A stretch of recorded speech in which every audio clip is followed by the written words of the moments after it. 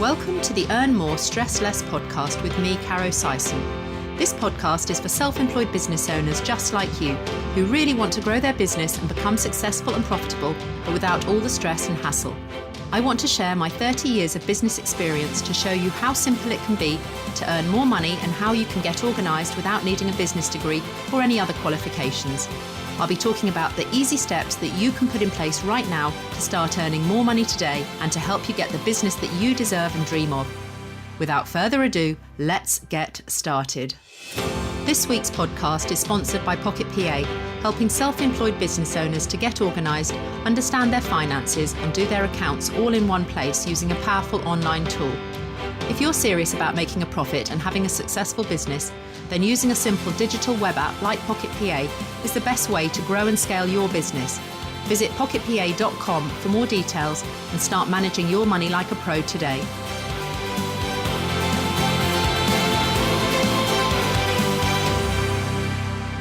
Hello and welcome to the Earn More, Stress Less podcast with me, Caro Sison. Today, we're talking about relationships in business and in particular, relationships with your family and how their points of view and opinions can really have an effect on your business. I've got the wonderful Renee and Megan, who've both been on a previous episode sharing their self-employed journey. And they are the perfect people to have a chat with about family relationships in business because they actually live together with their own families. And they did through COVID and lockdown, and they survived. They're still best friends and business partners. So I know that they're going to have some tips to share on this delicate matter. Hopefully they can share some of their tips and tricks that we can all put into action today to ensure that we've got less stress around family dynamics in our day-to-day environment. So with that in mind, let's dive headfirst into this topic. Thanks for joining us, Megan and Renee. So how can our listeners navigate their family with all their various opinions about their business so that they don't fall out and then they can keep separate boundaries around these two things? I know this is a really delicate subject. Yeah, it is. Totally. I think the first step that you should be taking is it's not about compartmentalizing everybody, but it's understanding who you can talk to and who you can't. Mm-hmm. Some people just aren't going to want to hear it or will have nice things to say. And it's okay to set the boundary with that topic of conversation isn't done with them. You can limit time. So you're not going out, let's say with if it's like a friend that's like weekly lunches, things like that, you can limit your time. You can limit the type of conversation. You can have them in, or like you could put them in like a little bit of a safe container for yourself. When it comes to basic offhand comments, what I like to do is every time I feel like a bad comment that I don't agree with, or that there's a trigger, the first thing I do is like go inward and I'm like, okay, like I'm noticing this right now. So it's like, I notice that there's like unease or that I'm upset about something. And when I notice that, that's when I'll start asking myself what was said or what was done that actually triggered me in that. And then I will ask myself like, what's true and what's not. So this is very much for like mindset. So if like everybody has, I don't say everybody, I'm overgeneralizing, but it's like, how many of us quit a corporate job to start our own business, and then our parents or a friend going like, oh, are you sure? Is that a good idea? Is that a good idea? I don't know if that's a good idea. But what's happening is their responses, this is where you can take like the taking it personally out, is their response is done out of fear for you. Their response is because they're concerned and they know what's true for them, which is having your own business is hard, or having your own business is a struggle for the first 5 years, or that a certain percentage of businesses shut down in the first year. That's what they're seeing. And they want the best for you. And so without it taking it personally, because it's not that they don't think that you can't do it, they're scared for you for failure because they don't want to see you hurt. I think that's really true, because I think when you have this amazing idea and you want to start a business, it may be that you come from a family. Certainly in my family, nobody else has ever been self-employed. My father, he was a pilot in the RAF. My mum, had employed roles, and neither of them had ever worked for themselves. And I have a sister who's an accountant, a brother who was in the police force, another sister who was amazing in sales and had an employed role always. So nobody in my family had ever thought about becoming self-employed, having their own business. And it just seemed completely, that's what other people do.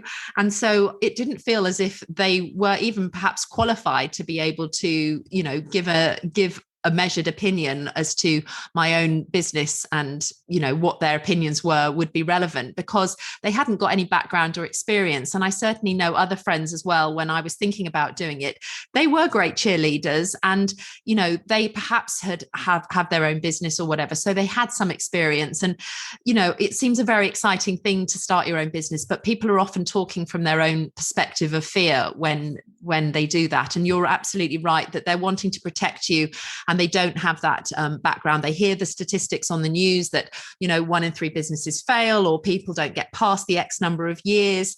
And perhaps they've seen other people working in business where they've swapped a 40-hour employed work week for an 80-hour work week when you are self-employed. And, you know, there are a lot of stresses and strains. And, you know, people hear people down the pub talking about, oh my God, you know, cash flow problems and all those sorts of things. So yeah. And so there is a lot of sort of negative publicity about people, you know, when you're not talking from the inside out. So I think that you're absolutely right that people's fear-based concerns come towards you when you're talking about your self-employed business. And they may be talking from a place as well where they don't have any actual real experience.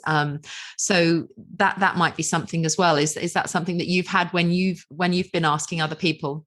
Oh yeah, because neither of our families are necessarily like super supportive. Our families want us to be successful and happy, but it's like I don't think my family has any idea what I do whatsoever and are not supportive. And I think it's like what we're all really looking for is like the permission and like the support so that we can be successful in like this new safe like environment with things. But I don't think it's important to know that like a successful business is not dependent on family support. And like when people have that input, and when they have those comments back, being able to like see it, like Renee said, from that like place of love, and being like, okay, great. Like, thanks for your comment. And then flip the conversation back on them. How are you doing? What are your holiday plans? If you feel uncomfortable, like being able to talk about having it, because it's like you don't want to have a conversation with your uncle about self-employed business and the struggles that come with it, or the success. And I think it's not only just a struggle, but also once you reach a level of success, that brings like a whole other gamut of comments from family and like your mutual support, like with that it's like being able to flip it back on them, because like if they are not in that world and they don't understand, just like you wouldn't have comments to them about their corporate life with things that it's like you can still have conversation about how things are going, but you don't have to take their advice. So do you think it's about maybe filtering out your friends and family and actually sort of perhaps in your own mind having some ideas about, well, these are people that I could talk about my self-employed business with. These are people that are definitely off limits, and I'm going to create boundaries around that to protect, because it, you know, you don't want to, it's just like, you know, politics and those sorts of things. You get into arguments with people when you talk about certain topics. And if you aren't inviting, you know, their opinion, but they seem determined to deliver it regardless, what would you say is a good way of sort of politely suggesting that it's an off topic conversation, and that, you know, you understand that they might have opinions about your business, but actually you'd rather that they didn't share them with you because you're not inviting their opinion, but you don't want to fall out about it. So what would you suggest? Yeah. I think that actually is a great response if things get drastic. Usually it has like an escalating thing that you can turn when they first say that. It's like, oh, how is business? Oh, like it's this and this. And then they kind of start probing and you don't feel comfortable talking about it because you don't feel like it's going to be positive input. That it's like being able to redirect the conversation back to them, and always try to do like the redirect. But if they're not listening to that, you can actually say that. It's like, listen, I'm not really comfortable talking about business right now. I'd love to hear like more about you, asking something else. It's just like when someone offers like if you're talking about religion or politics or taxes, like it's all the same, handling it that same way. I think it's like really getting into the mindset of knowing that you're not here to convince them that what you're doing is important and like what you're doing has value. Just like, it's not always the case, but like what they're doing is not trying to convince you either. You'd be like, great, thanks for your opinion. And I think with families, you might have a family event or a barbecue, and, you know, everybody's sitting around and they're all having a great time. People have got beers and stuff. And then it comes around to, you know, how's everything going at work? And people will talk about their own employed role or whatever. And then it's like, well, how are you getting on? And, you know, you don't want to be, the person to sort of say, oh, well, let's just scoot straight by. But people seem to think that, especially family members, I think they often feel that they have a God-given right to be able to share their opinion with you. And it's sometimes really hard just to sit and listen. And it's particularly, I think, if things aren't going so well, or you're going through a struggle and, you don't want to seem vulnerable, or that it's not particularly successful, because we all have, our own sense of pride where we want to sort of give our show reel and make it seem like it's going well. And, we don't want to have the pity party there at the barbecue or whatever. But, it's difficult sometimes to detour or to deflect that, particularly when people keep probing. And, there's only so many times you can just sort of say, pass the dip, and where are you going on your holidays? Yeah, totally. Yeah, that's true. Yeah. I do feel like when it comes to that, it's okay to be vulnerable, telling them that it's not working as consistently as you want it to. I know we try and avoid it, and I know sometimes we'll either hype ourselves up or downplay it, but on a regular basis at a family barbecue, knowing that everybody loves you, if everybody's talking about their jobs, chances are not one of them around the table is actually saying something good about their own job. Yeah, that's true, isn't it? Like everybody just wants to complain and moan, right? About like they're complaining anyways. So it's like, if they're complaining that, oh, I'm like overworked, or, oh, I'm not getting paid enough, or it's just been super busy, or it's been too hot, or it's been all of these things, like they too are adding to that. So what you can do is like, so it's like using the example of like pass the dip, is it's not necessarily changing the conversation, but you can make the conversation about them too. So if you don't want to be like, oh, it's not consistent, or it's not this, because you don't feel safe doing that, you can ask them, well, what do you think? Like, we know it's like really hot in the UK right now. So it's like, if it's like really hot, oh, I heard that this wet towel is like a really great example of being able to do this. Or I saw like this thing on Instagram that there's like this like portable air conditioner that you can like clip onto like your shirt, and it like blows into your face. It's like, you can help offer them solutions too, but understanding that they're being vulnerable by letting you know that something's wrong with their business, you can be vulnerable by doing that too. And when we feel like we can't be honest with what's actually happening, that's where, I don't say the bad rap comes in, but that's where people can feel hesitation. People can feel lies. People can feel when someone isn't being 100% authentic or true. And so the more honest you are with it, the more support you're actually going to get. And I think that there's certainly, in a lot of families, there's a little bit of competition and, sibling rivalry sometimes. And, people are sometimes talking about promotions and getting, a pay rise and those sorts of things. So if you are in a self-employed role and, you're perhaps struggling or whatever, that can sometimes be hard to hear, because you are in such a different sort of environment and whatever. So I know that can sometimes be a challenge. But even when you're talking with your friends, and if you're in an environment with other people that have got self-employed businesses, there is always this element of comparisonitis, whether you're doing something similar or not. And I've really noticed that comparisonitis doesn't really bring out the best in people. And it can be quite a sort of catty, backbiting sort of environment. So what would you suggest are some tips to sort of combat that and try to diffuse a situation if you feel that things are escalating and, people are sort of, asking about your income, and you're feeling a little bit protective because you're feeling vulnerable and it's not quite where you want it to be. But other people, you always have that friend who's gloating or always seems to be on Instagram doing so well. And you're kind of thinking, oh, my business isn't going quite as well as I'd like it to. How do you navigate those without cutting them off and not socializing with them? Mm-hmm. Yeah, good question. For sure. Yeah. So there's a big difference between comparison and competition.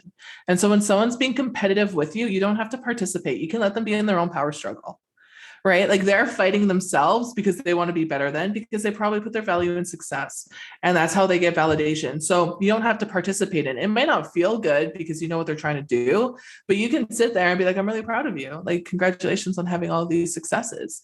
And you can turn it into a positive thing. And when it comes to like comparison, what we notice with comparison is that's where it's like, competition can fuel you to move forward because you want to do better than.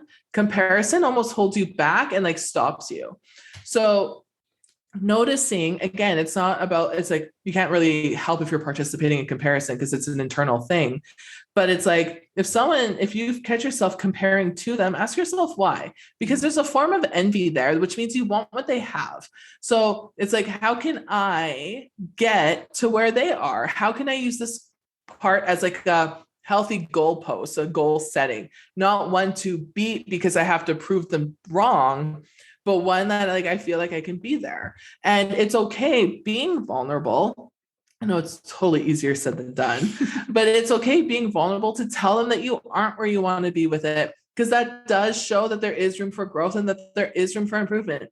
Because here's the thing is, even if they are reaching all of their milestones, they're still not where they want to be either, because there's always more goals. And comparison, I say to my kids, comparison is the thief of joy. There's just, stay in your lane, just focus on what you're doing, shine your star. There's, there is enough room for all of us to be successful. I really believe that. Absolutely. Mm-hmm. And because your success doesn't take away from anybody else's success. And I think that's where the competition comes in, is when we do see someone that's successful, especially in our own industry, we think that that's taking away from the element of ours. And we let that like start self-sabotaging with the inner thoughts of being like, oh man, well, if they're doing it, then what's the point of me doing it?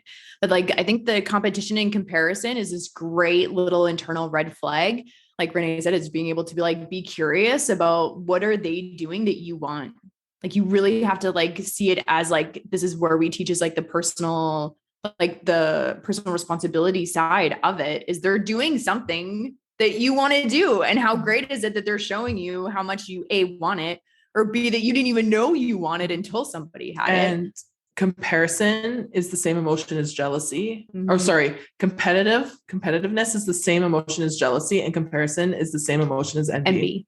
Okay, that's interesting, because when I see somebody else that's doing really well, and perhaps I'm in that same area, for me, that goes off like a light bulb in my head. It doesn't, sometimes it does trigger me. That's not true. Sometimes it does trigger me, but most of the time I kind of look at it and I think, oh my goodness, they're doing it. That means it's possible. That means it's possible. If they Absolutely. can do that, then maybe I can too, or why can't I? It's just they're a wee bit further ahead, and they've obviously found some of these keys to unlock in a way that I haven't done that. So what could I learn?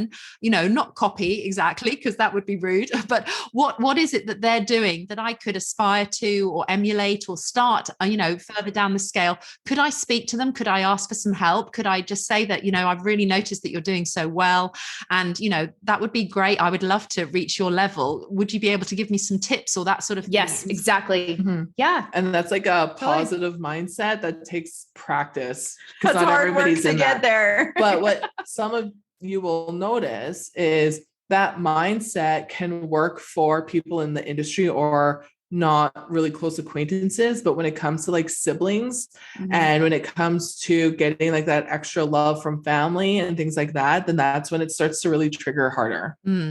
I think there's particularly with siblings in your family, there's often been that vying of position, whether you're the younger sibling, you're the older one, whether you're in the middle, whether you feel that you should always be blazing the trail, or whether you're playing catch up. There's every sibling has a place in the family, and there's always some family dynamics, isn't there, in play? Yeah. And like our solution for that, and like it's a practice, is that you don't have to participate in that. Don't play the game. You can let them fight their own battles with that. But so it's like how you say, like, stay in your own lane. We call it cleaning up your own side of the street.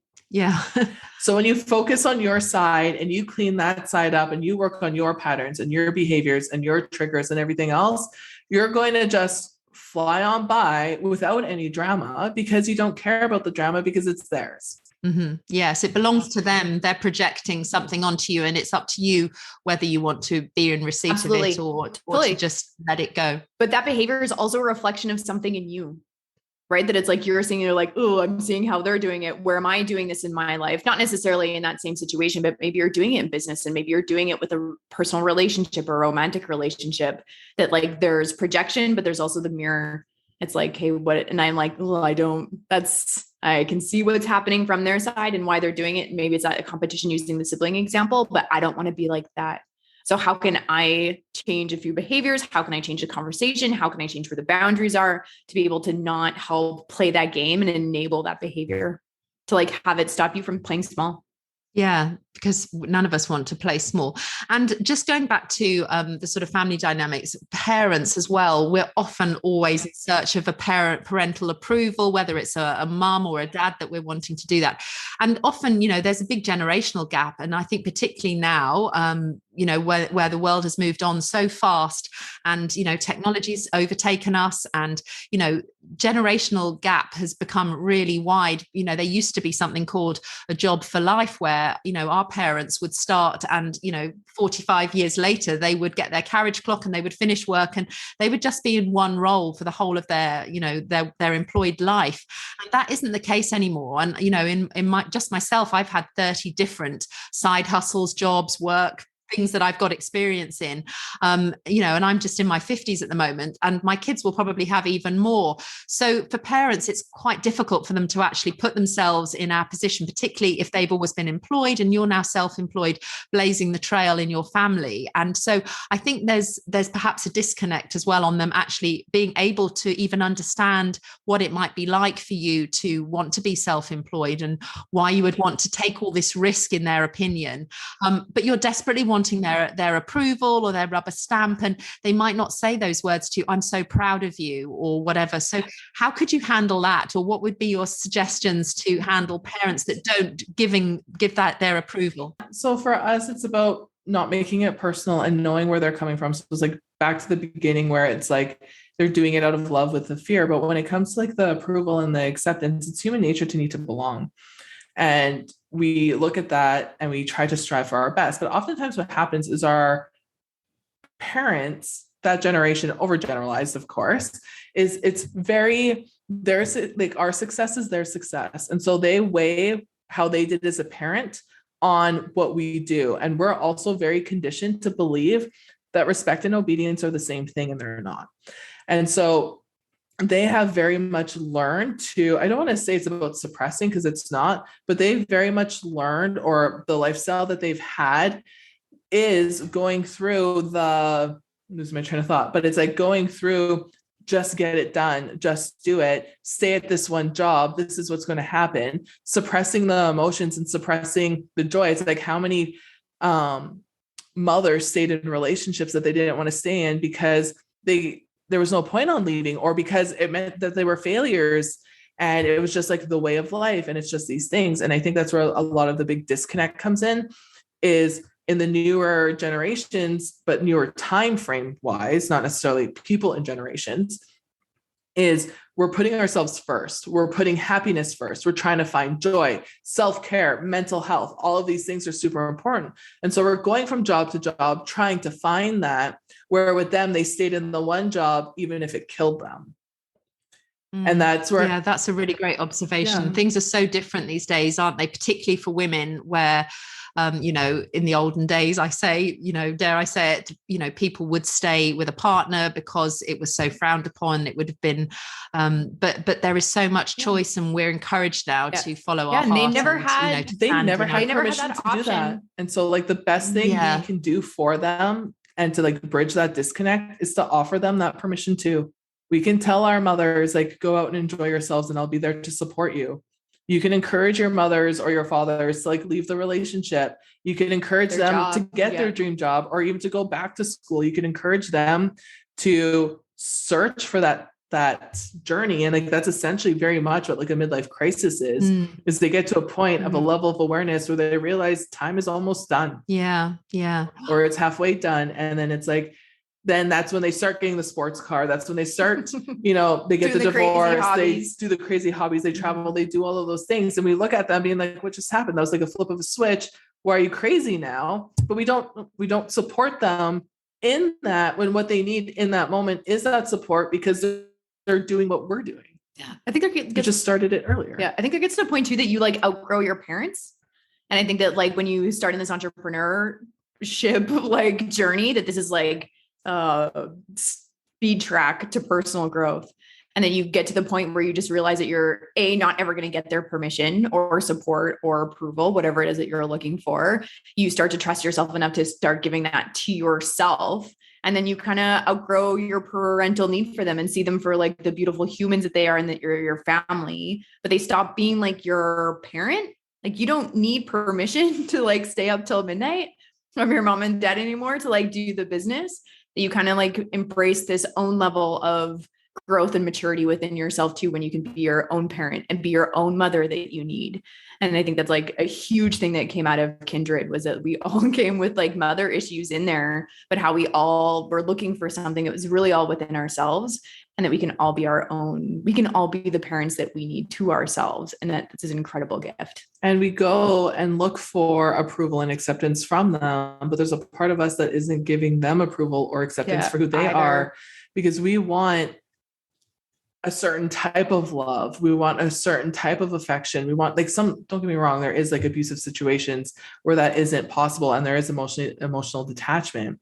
But for the most part, relationship with mother-daughter or mother-child entrepreneur is like, we sit here feeling like we don't have the acceptance because it's not done in the way that we think it should be done, but we're completely discounting the level of acceptance that they are giving us. Because that's how they know how to do it. We're doing the exact same thing to them. You can have an open conversation with them saying, hey, this is what I would like more of. But overall, it's understanding that like they need the acceptance of who they are and how they show love to. And I think it's, that whole aha moment of realizing that we are our own gatekeepers, and they are a gatekeeper themselves. And, we decide exactly what's brought on us. Gosh, this is such a juicy topic. I've been really excited to explore it with you. Thank you. Thank you so much. So Megan, thanks for sharing with us, and you, Renee. If our listeners would like to find out more about you and to connect, where's the best place for them to find you? Yeah, all of our information is on our website at kindredsec.ca, and social media, we're on Instagram and on Facebook with Kindred with Renee and Megan. Thank you. I will put a link to that in the show notes, and also to our previous episode, because I'm sure people will want to hear about your journey as well. So thank you. Thank you so much for having us. It's been a pleasure. Thank you. So that's a wrap for this week's episode of Earn More, Stress Less. Thank you for listening. Be sure to check out the show notes. Do please hit subscribe so we can connect again next week, and have a wonderful week ahead. Let's catch up soon. Thanks for listening to the Earn More, Stress Less podcast with me, Caro Sison. If you've enjoyed this week's episode, then do hit subscribe so we can catch up again soon. And please kindly leave a review if you've got a moment, and share with anyone else that you think this podcast could help on their self-employed journey. If you're ready to make bigger breakthroughs in your business life and want to get way more organized and understand your finances the really simple way, then start your very own 14-day free trial today using the super powerful software tool Pocket PA that I made for my own son and daughter. Go to pocketpa.com/podcast and let's get you on the way to earning more money and stressing much less. Have a great week, whatever you're doing.